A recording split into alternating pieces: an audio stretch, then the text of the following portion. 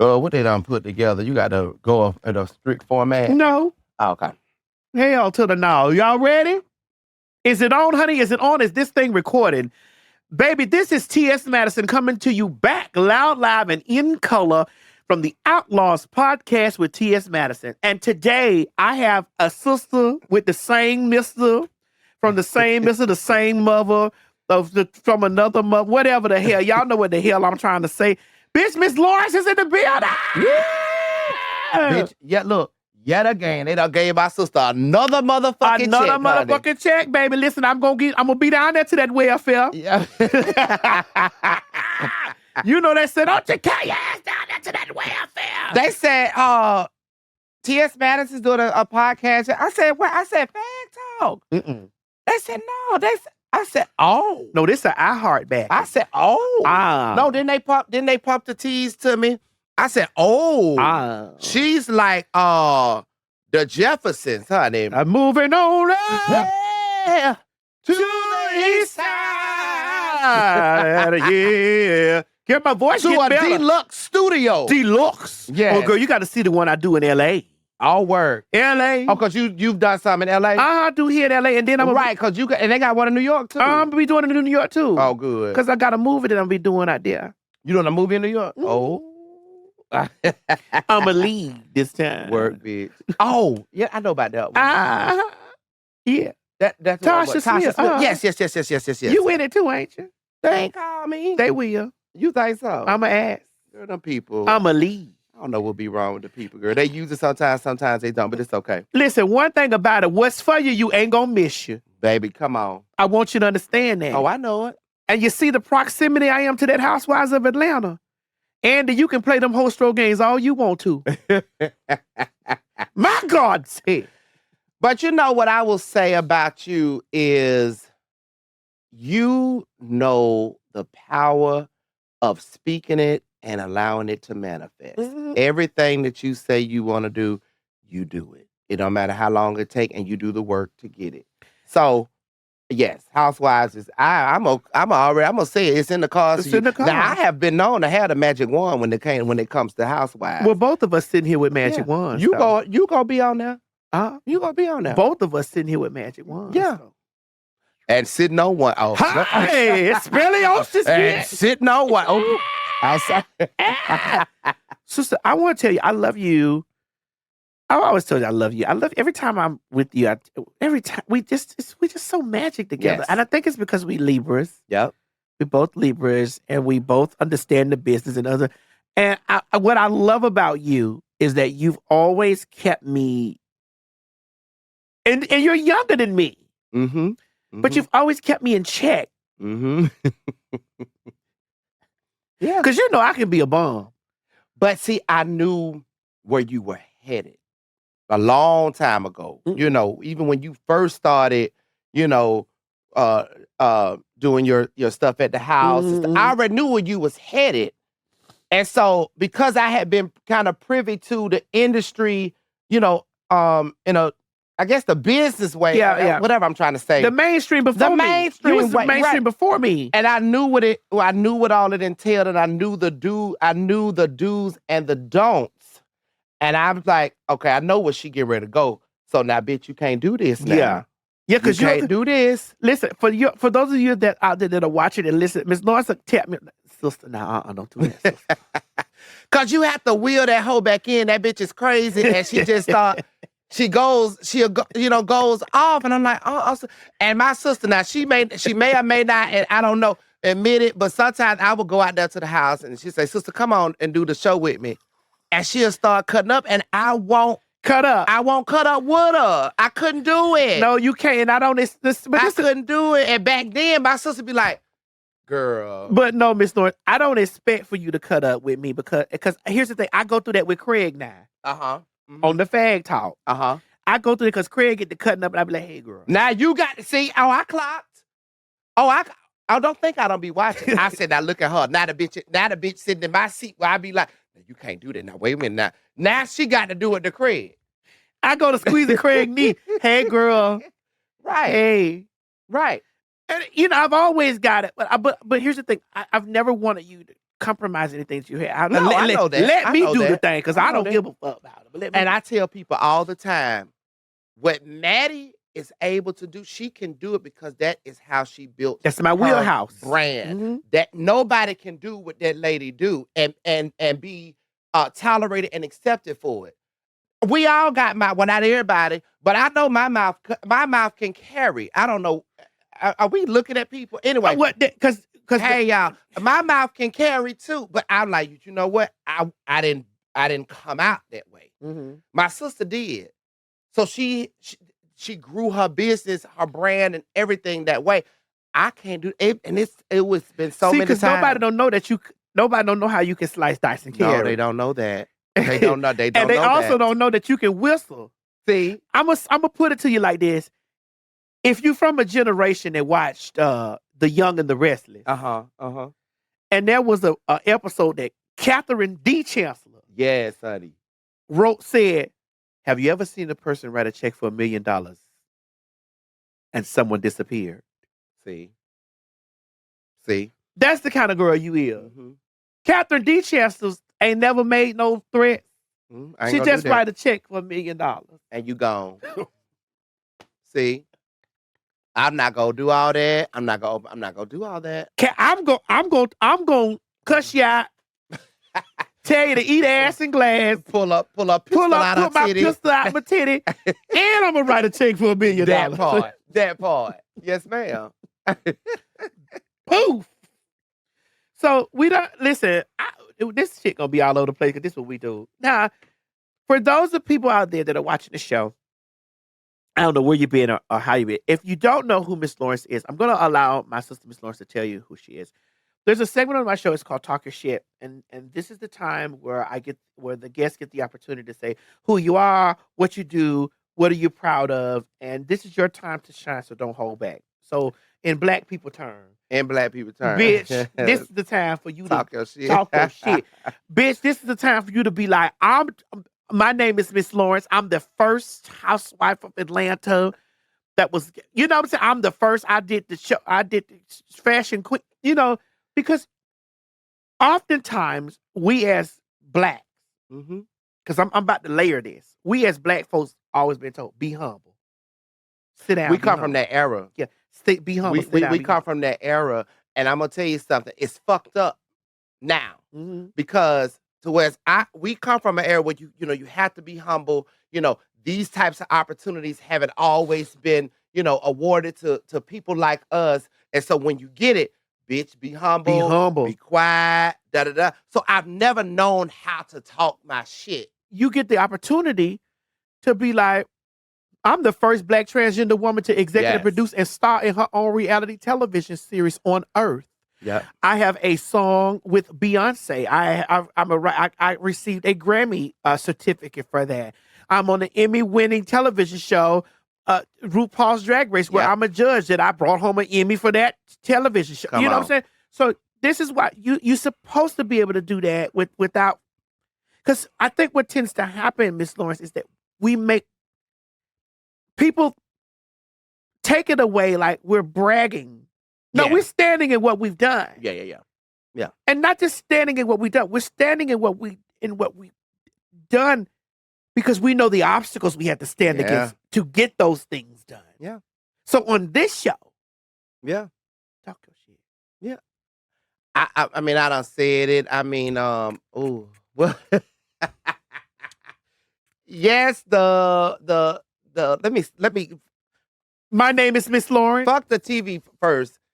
Yes, my name is Miss Lawrence, and yes, I was amongst the first in this great, iconic, pioneering city of Atlanta, Georgia, to walk the streets unapologetically me and felt the freedom that I was inherited by our ancestors and by our civil rights heroes that come from right here in this city, which enabled me to move on and showcase all of myself in my totality on television, which was the Housewives of Atlanta, the first Black flaming ass queen with pumps, a handbag and pumps and red lipstick.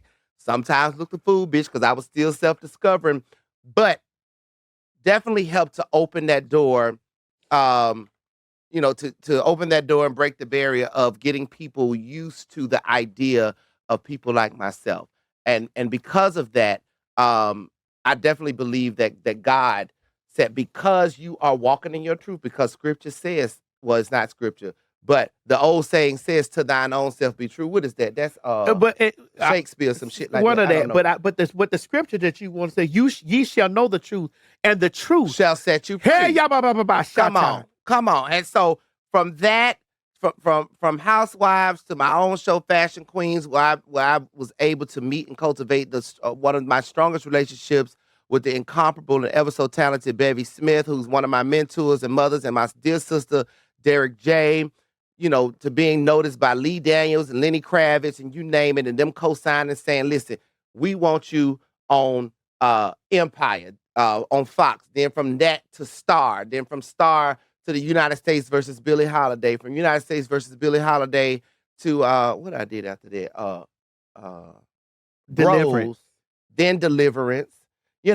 And I mean, the list kind of goes on. Also being, I believe, the first Black gay individual to be awarded the Phoenix Award, which is the highest honor that the city of Atlanta gives a civilian. It's AKA the key to the city.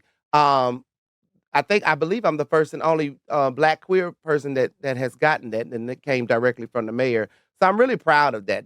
That's one of my most proud achievements. Bitch, the things, and here's the thing: the way that the country now is trying to erase history. Yeah, this is why it's imperative that we talk our shit. Yeah, because they'll sweep like we've done nothing. Yeah, like we've made no moves to do anything. They'll do that to us. Yes. And that's why it's important that you talk your shit. Right. Now, I want to go on to your origin story. Tell me about a turning point or an experience or a source of inspiration or a eureka moment that shaped you on the path that you're on today.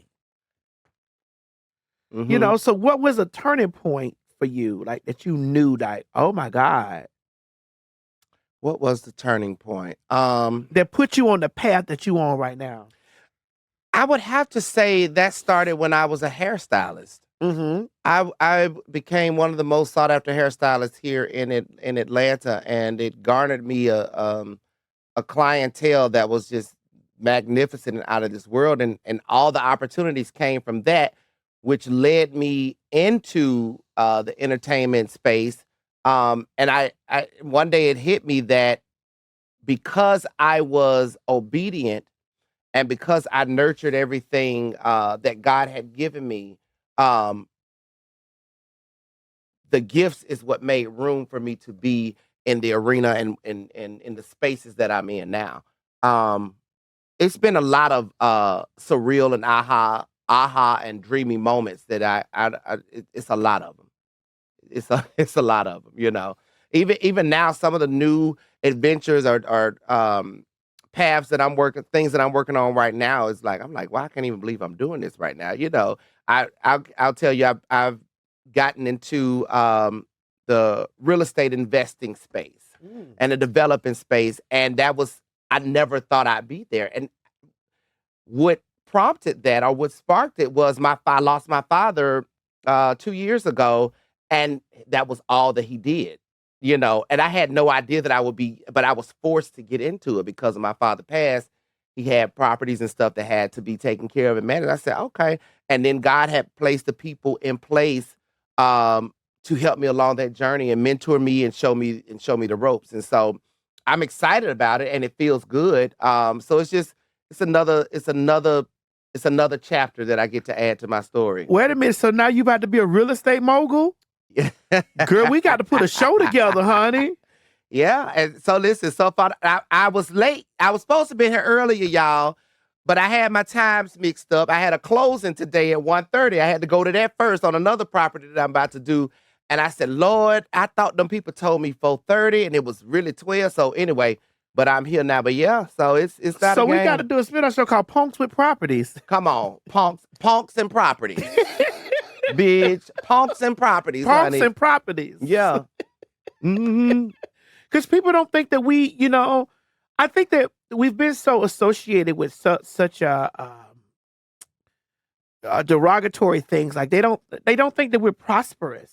Yeah. And because especially us queens of color, the only queens of color that I would say that we've really seen that have like lived out loud, prosperous queens, like we've seen RuPaul. I mean, we got Lee Daniels. But like we're talking about, well, Lee is not a flamboyant queen though.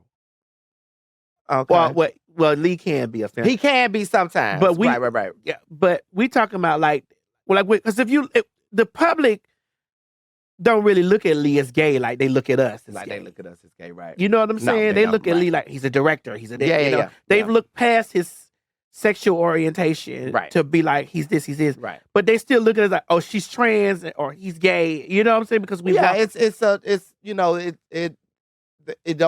to them we don't hold the same value. Right. To them we don't hold the same value. So let's reword that like flamboyant gays. Like we've never really seen a lot of flamboyant. Black. Anyway, RuPaul, because she's drag queen. We know she bought that $13 million mansion over there in. I know she got a farm and all that. Baby, she got it all. She got a farm and goats and all kinds of things, bitch. That hoe ain't gonna never be hungry. Bitch, that hoe will eat and she gonna go out there and milk. Now she got goats and farms. Goats and cows, bitch. And goddamn that's bulls. A rich motherfucking That's a bitch, rich honey. bitch. And she deserves every dime. Motherfucking dime. Every dime. And we thank her for the path that she laid. I only met Rue one time when I had done Watch What Happens Live, and Rue was also the guest that day. So he was so lovely and offered some beautiful, encouraging words to me. Yeah. I love her. Mm-hmm. So it was Rue, then it was... I don't know anybody else. That was unapologetically just out there. Just flamboyantly gay. And showing their wealth. And letting it be known, bitch, oh, I'm wealthy. I don't know anybody. And the ones that were before our time and they were gone. Sylvester, Lil Richard, all them that. But I don't know anybody. And so this is why, again, takes us back to the top of the show when we were talking about being humble. Mm-hmm. And it's the other, this is why it's good for us to talk about shit. And people get mad at me because I say, oh, bitch, I'm rich. Like they get mad. Like, oh, God give, you get those ones to be able to, oh, God could take all that. You ain't bet. No, I'm not saying that. We know that. But I'm not saying I'm better than anybody. Yeah. I'm just letting you know. Yeah. Bitch, I'm rich. Yeah.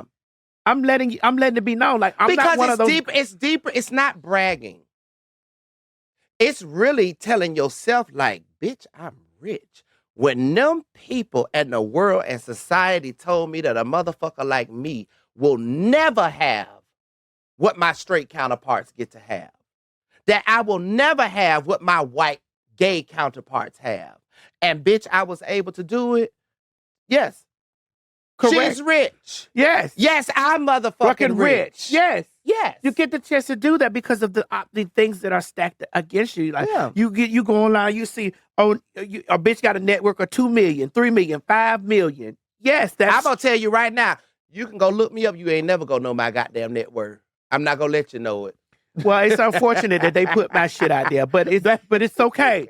You ain't never finna know mine, bitch. Because Madison Hinton only makes $10,000 a year. Don't you love it, girl? So good. So, bitch, when Uncle Sam and all them, that's all I make a year. I don't make nothing more than that. God damn it, I don't make a dime. But it's just the fact that I love celebrating that. I love celebrating that. And it's not that I think that I'm better. It's like, bitch, you thought that I couldn't. You thought that I couldn't. And I have to, give reference and acknowledge all of those that took the bait and thought that they couldn't, and so they didn't. Yeah. And so they didn't. And so my biggest, I would have to say that one of the things that I am most grateful about, and the thing that makes me feel really good, I think the most, is that young Black queer people, and even if they're older than me, they now see, by looking at people like yourself, like me, like a Rue, like, bitch, yes, you can do whatever whatever the fuck you want. And it don't matter how you started. It does not matter how you started. what matters is what you do with what you got when you start. That's right. And you are a true testament of that. Yes. Yeah. So she was a hoe. Yeah. She was a hoe. She was a porn star. She was out there. She did all that. But even before she came to TV before she became T.S. Madison, the bitch built her own motherfucking porn production company. I was already business. She was determined. Yeah. She was already a businesswoman. Yeah. Before I got into TV, I tell a motherfucker all the time. Baby, I had to tell hair somebody. Salon. Bitch, I had hair salons. Bitch, I was a 6-figure earner at the age of 23 years old. Before TV. Miss Lawrence was created before television. My clients named me Miss Lawrence. This ain't no shit I did for TV. I had a bitch say, oh, you got to come up with something clever and catchy because you wanted to know. I ain't never wanted attention. That bitch, I tried to hide from it. Because I ain't feel like getting called fags and all that. Bitch, I tried to hide from it. So I let my success be my tool. So I was a 6-figure earner at the age of 23 years old, bought a beat-ass condominium in the heart of motherfucking Buckhead at 24 years old. When society would say, oh, bitch, you ain't gonna, girl, you ain't gonna be able to get this, you ain't gonna be able to, you ain't gonna be, bitch, who? Who can't? You can't. Pushing a Benz at 23 years old. And I told somebody that I worked with on one of my early projects, I said, let me tell you something. I said, I will walk away from everything if I can't live the way that I built my own self up to live. If I was a 6-figure earner at 23 and was able to do all this shit, buy Chanel, buy Dolce, buy Dior, and all those things before television, I'd be goddamn if I ain't gonna be able to do it now that I done got on TV. I'm not gonna play with you like that. You're not gonna give me no shitty deal and think I'm just gonna take it and bitch be sitting starving. Yeah. Oh, bitch, not me. Yeah, just to be famous. Not me, because I don't give a y'all knocked on my door. I never went after fame. Y'all knocked on my door. I don't give a fuck. Y'all knocked on my door. You know what I love about this conversation? I don't get this a lot from you. You don't. You don't. And I love this because we do this privately. We do. And it makes me feel good because I want you to celebrate. It's okay to celebrate yourself. Yeah. It's okay. Too much stuff is going on right now where they're trying to erase us. They trying to erase, and then in the entertainment space, the shit that happened with the pandemic and then the strike. And I was like, oh, wait a minute, the work is real scarce. So guess what? I had to, bitch, I go back to my roots. Oh, bitch, I know how to pick, bitch, I'm going to get a coin. I'm going to get a coin. Yes, you are. I'm going to eat. Yes. I'm going to do that. And no, I didn't go. No, I'm not going back to doing hair. No, I'm not doing that. Because God told me to close that door and I was obedient because obedience is better than sacrifice. Hey. And so I closed that door. And guess what? He opened up and he said, here you go. There you go. This is what I want you to do. That's now. what people don't know. It's just like they be trying to hold my feet to the fire by pouring. Baby, God told me to close that door. When I did, I haven't had to look back. It's unfortunate for y'all. That's where y'all kept me. Thank you for your 20. And while we on that, about once I close the door, I'm not interested in being the one, ooh, give me the latest read to say. What can I say to, bitch, I don't do that no more. I'm not even writing that for you. I'm not doing that. I don't do that. Bitch, you pay me to read. What you think about so and so and so? I don't think about it. I don't care. I don't think, ooh, what you think about the new cast? Bitch, I don't think about it. Bitch, I'm part of the blueprint. I don't think about what's going to happen afterwards. Yes. The foundation was laid. I laid that and left. I laid that and left. Yeah. I laid it and left. You welcome. Right. Let me tell you, I just talked about this before we were recording in here, how you and I were cast in the movie Bros. Yes. It's a Billy Eichner, Judd Apatow, Nicholas Stoller film that we won a GLAAD award for it. Yep. We did that iconic film, in which we both go out to the mailbox because we were top billed. Yes. Top billing. We go out to the mailbox and honey, we get our fat nasty checks, honey. I mean, one day I called and said, girl. Bitch, I was laying in my bed. I said, girl. I was laying in my bed brainstorming how to get how to get another coin. And she called me. She said, sister. You been to the mailbox? I said, well, she said, you been to the mailbox? She said, it's something. I said, girl, you sent me something. I'm like, maybe she sent me something. What she talking about? Baby, I had got up out that bed and went down that long hallway because I live on the end in the corner. Because I have a corner view. And I like all this. I love this. I went down to that mailbox and I said, oh, it would say SAG-AFTRA. And I opened it. I said, oh, I got about a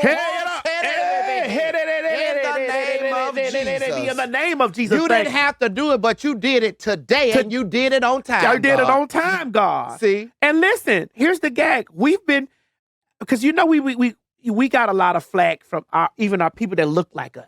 Oh yeah. Oh yeah. Oh yeah. We got a lot of flack from people that looked like us. We're gonna and not just look like us, that also identify as we identify. Mm-hmm. Oh, y'all movie flopped. Oh, y'all this and the other. Oh, that's good for celebrating these things like because they thought something was ill happening. But guess what? And it's all good because you know what that movie was? You know what these opportunities are? I call it our table. And those people that look like us, that are in the same community as us, that's black like us, they are in close proximity. Why are they in close proximity? Because some of them will not celebrate us. They will not be happy for us. And those people also need to be sitting front row because the word says, I will prepare your table in the presence of your enemies. In the presence. So I need you right here. Continue to reveal yourself because this table ain't going to do nothing but keep motherfucking expanding, bitch. And it's going to be that way, this way, and that way, yes. bitch. And it's just going to be preparation after preparation. That's it. After preparation. That's it. After the preparation. Mm-hmm. And we know that we still go because it done been many times after that check we done went to that mailbox. Oh, yeah. And done gathered up those. So for them was screaming out, oh, y'all movie flop. It did this and the other. And it actually didn't flop. It didn't flop. But it's okay. But listen, it's okay. Let them. You gotta let them people believe what they believe. Yeah. From their cubicle. Yeah. It's okay. Mm-hmm. It's all right. It's okay. Cause we definitely know when we were top bill. We still when that movie is somewhere playing right now on somebody's plane, train, and automobile. See. And while it's playing on somebody's plane, train, and or automobile, we gathering that up. That's right. In the name of the Most High. In the name of the Most High. We thank them for that. Yeah. So you know what we did, bros, right? And you had came in with that motherfucking crocodile bag. Speaking of that crocodile bag, you had came with that crocodile bag. The way the white people, it was one of those. What was that one lady? What was the one actress name, bitch? Remember? She was beat too. What was and I said, bitch, your shoe nasty. She's the woman that played in The Help.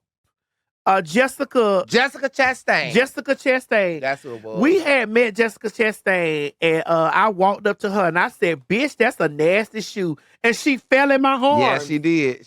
She fell in my arms because I was like, "Bitch, that is a nasty shoe." And she was like, "Oh my God!" Yeah. And she just fell, and it was the people that we have been amongst, and like we've been around, and that we've kicked it with, and stuff like that. Like I don't think people really understand how we as queer people are so influential, and not just influential of the spaces that we occupy, but we've had to occupy a lot of spaces in silence.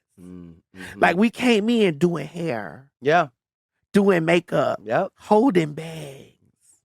I ain't never heard nothing hold No, but I'm just saying the queer people being the. Bitch, I ain't never held that one of them hoes bag, bitch. Cause bitch, my purse was just as heavy, bitch. Being the assistant. Yeah. And for you to walk in with that crocodile bag. With that motherfucking coat. I don't know what kind of coat that was, girl. It was a suit coat, but it was a grand. Oh, Balenciaga. It was an aga. It was an aga, Jack. Let me tell you something, right? And this is I'm just going to be honest. I am one of the girls, bitch. Yes, you are. And I learned from ballroom, if there is any type of article of clothing or any type of article or accessory that I want, I'm gonna motherfucking get it. And if I can't get it, I know a bitch that will. I know a bitch that's gonna get it for me. And I'll get it from that And bitch. I'll get it from them. I'm gonna have the things. I will not be denied. Because I was told that I will have life and have it abundantly. And yes, you do. And you abundantly walked in with that jacket. Girl, I mean, when you came in, mind you, listen, I got a stretch piece body. It's a lot of things I can't, fashion ain't formed for me. But guess what? So she got a stretch piece body. I might walk down the street with $100,000 worth of shit on, but guess what? Ain't nobody gonna miss her because I got $100,000 worth. Because this whole body, because I'm gonna tell y'all something. Back in the day, that hoe, do this right. That hoe will pop through and lift her whole dress up, bitch, and be giving, yeah. Well, that's when my body was intact. Well, you were smaller. I was smaller and younger. You were smaller and younger. I was smaller and younger, and the body was intact. The titties wasn't dropped. Yeah, low. It was all. I was proud. But I say that to say she ain't never had to have all the accoutrements and adornments. But it's okay. I listen. I look at y'all. I don't look at y'all girls in envy with the accoutrements. No, hell no. I look at y'all with, bitch, that is sickening. Yeah. I look at it from that perspective. And the hoe always had face. Yeah. That face. The bitch has always had a mug. Yeah, now. that mug. She always had a mug. You can't deny that mug. And I tell people all the time, when you got face, you got body, you ain't got to do all that. Nah, but sister, y'all listen. You have always been adorned in the garments. I'm a fashion girl though. Yeah, that's been I ain't never professed to be no face bitch. I can go paint a face on. No, don't get it twisted. But I ain't never been. I've always been a fashion girl. That's always been my thing. I remember the first time you pumped through with some boots. I didn't know what those boots. I think they were Chanel boots. I don't know. Probably. Mm-hmm. Bitch, you popped through with some boots, and I was like, girl, what are those? Like, you know what I'm saying? Like, like you had those things. You know what I'm saying? And I've never been envious of that because I was like, I can't fit that. Like, I can't fit it. Like, I can't. You know what I'm saying? Bitch, one day we got to do a show about all the shit that I have gone through to get in shit. With having a whole nigga's foot, bitch, and getting up, bitch, putting a little plastic trash bag, on your foot first to slide it in an old tight ass boot, taking 2 and 3 leaves, bitch, when your feet start swelling and hurting, bitch. Also, you can have on a Chanel or a Dior or a Blahnik, bitch, or a Bottega boot, because I have all. But, bitch, also, you can have all that, bitch. But we got to do a show specifically about the sacrifices of a boot. Oh, that's good. The sacrifice of a boot, bitch. When I tell you, y'all, I'm shiny and greasy because I've been running around today. My niece's birthday, and she done wore me out, honey. Makeup, hair. She done went and got some goddamn pink hair. She got a rich aunt. And that was did she really think that shit too? She got a rich aunt. Hell, really think honey, that? her aunt has a corner. She has a corner condo in the heart of Buckhead. She really think that? Yes. I be like, girl, listen, you have your food catered for Thanksgiving. Well, no, I don't do. I cook now. I do still get some things catered. Yeah. She said she's been to a catering at Thanksgiving, a grand catering. Yeah. No, you've had your closet custom done. Yeah. Oh, yeah. There are things that the things of a grand aunt. Right. It's my birthday. Right. Do me in. I let all my nieces and nephews know, honey. I get all your gifts from the Dollar Tree. Because the money I'm going to leave you in the inheritance is going to be, you do that. You do all the rest of that shit on your own. And they so cute. I be seeing them and Mary be posting them children. They so children don't know nothing about what the fuck I'm got going on. And then don't do that. As you guys know, I have a blended. Go look at her calling me. Y'all listen. Yes, Jaya. I'm ready. What? FaceTime me. FaceTime me so you can say, hey, to T.S. Madison. FaceTime. Answer your FaceTime.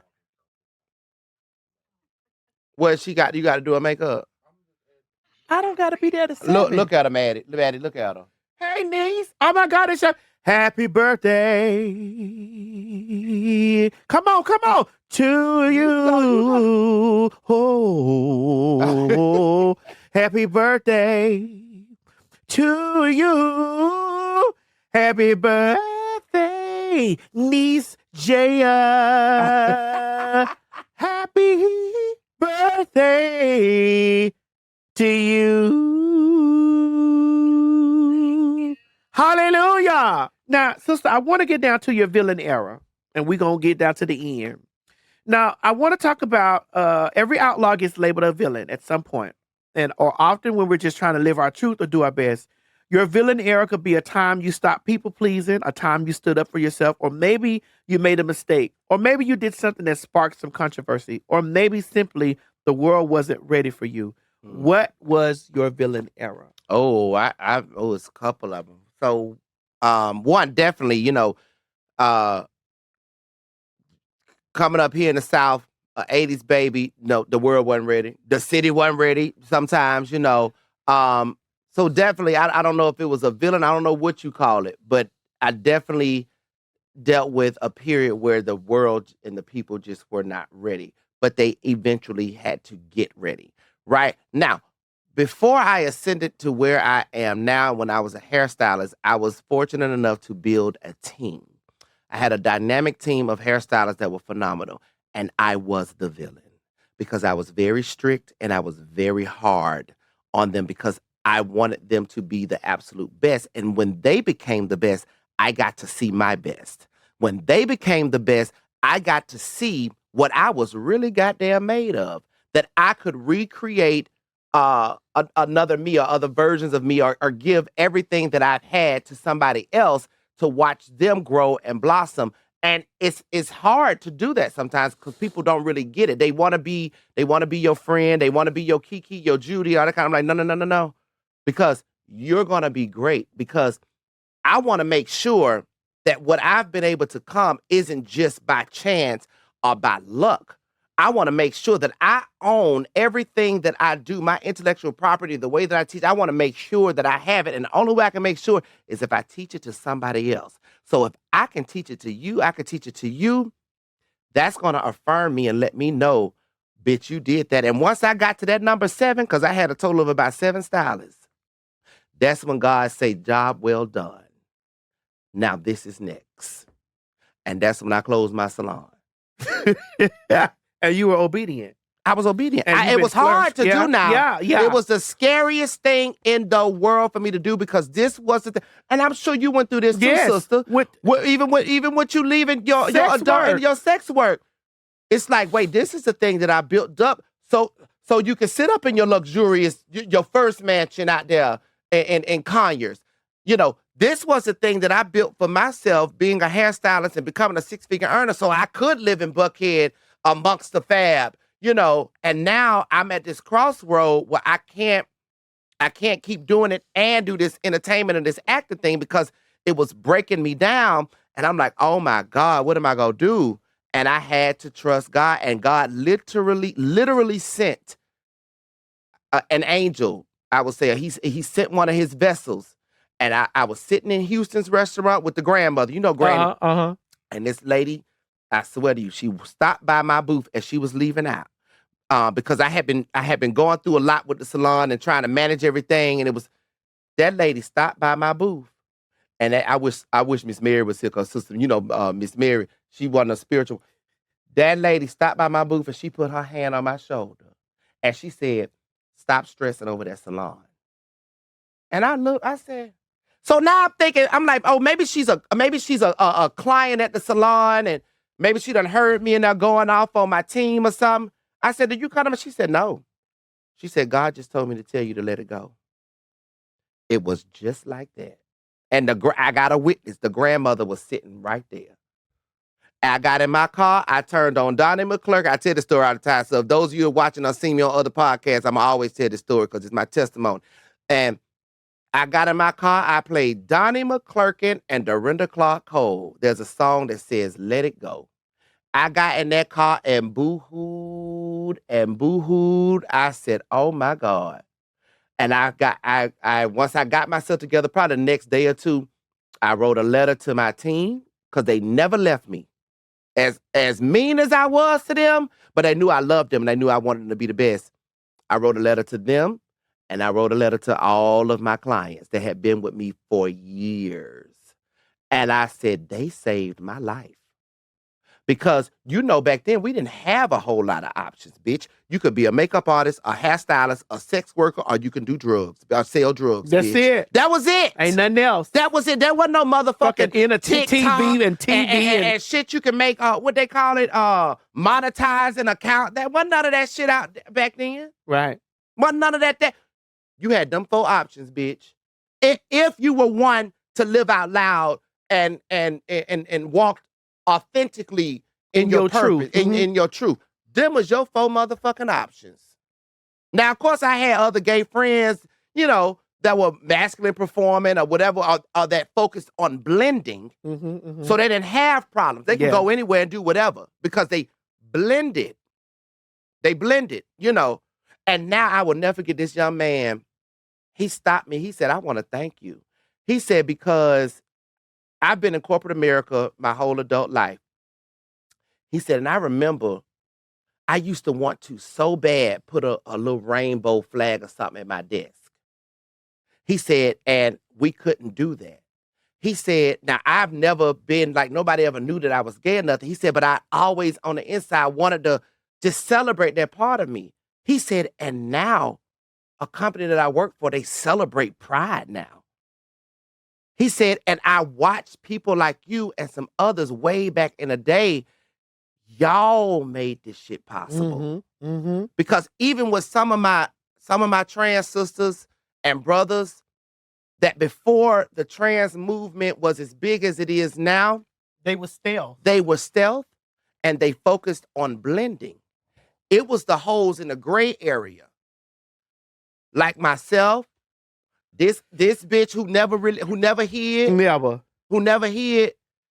We got all the motherfucking bullets. We got all the goddamn stripes. And now, and this is now, you want to piss me off, walk past me like you some kind of goddamn superior bitch. Don't do that. Don't do it. I had this one queen walk past, had her little Chanel bad bitch. Girl, Miss Sting. I got children for people like you. Oh, she must have gave you a shady set. Do that bag, bitch, and walk past. I said, oh. She gave you a shady set. Yeah, she did. I said, now what I do to her? What I do to her? But you know what? In hindsight, I said, you know what? I said, I think that's a beautiful thing. Because what that display was, oh, bitch, I can do it too. And I said, yes, the fuck you can, bitch. You got it. But at first, it gave a shady set. But at first, it was shady. But the wiser part of myself, I said, oh, I know where that comes from. I can do it too. And bitch, you doing it. Go ahead, bitch.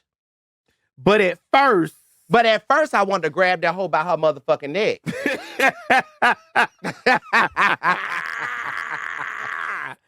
Oh my God. Sister, we done came down here to the end of the show, and it's called, it's my favorite segment of the show. It's called Ban It, Bitch. Now, there's some people out there that are banning drag shows, LGBTQ plus books, and even our very existence, but we're flipping the script. What's something you would ban if you ran the world? Now, here's how it works. We each get 1 minute to make our case for what needs to go.